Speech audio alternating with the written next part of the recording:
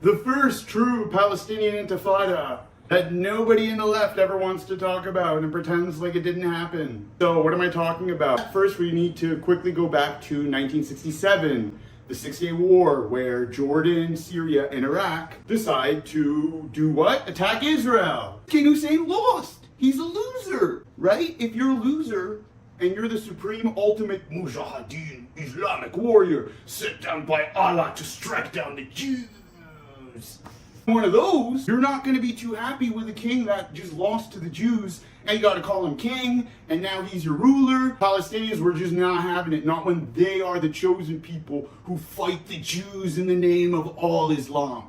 This little speck of nothing somehow threatens this whole giant global Muslim empire. The Palestinians decide that self-determination doesn't just apply to the Jews in Israel anymore, it's going to apply to King Hussein. What happens? They try to assassinate him. Twice. 2 times. Not 1 time, 2 times.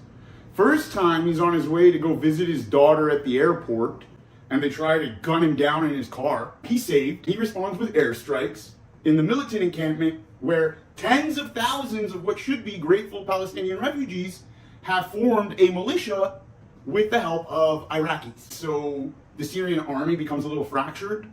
Some of the Syrian divisions actually send tanks to go try and help the Palestinians overthrow the king of Jordan. They actually besiege him in his palace. After tens of thousands of people are massacred in these airstrikes, the deaths that amounted in that Black September, they exceed all of the deaths that happened in armed conflict between Israel and Palestinians leading up to this war that started on October 7th. That's the gravity of how many Palestinians actually died in this conflict that nobody talks about, right? That everybody pretends is like, oh, this never happened. This doesn't explain why Jordan doesn't want any more of them. There's a cook, a Palestinian cook that was working for King Hussein. She's actually responsible for trying to get him whacked inside of the palace. So she was working as like a double agent.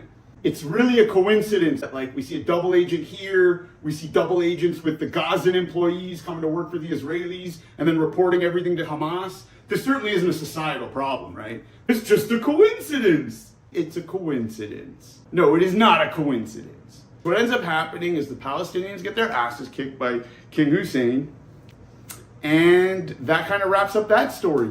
That's why none of the Arab world wants more Palestinians, because they literally envision themselves a holy warrior that you are supposed to respect and acknowledge. If they're not at the top of their societal caste, they're never going to be satisfied. And that's what people that support Hamas don't understand, is that this is why this society is ruined. It has to be just pulverized and rebuilt into something that can actually coexist with its neighbors, that won't just be constantly trying to assert its dominance, its global image as the ultimate supreme mujahideen, okay? The Jew killer, ultimate Jew killer.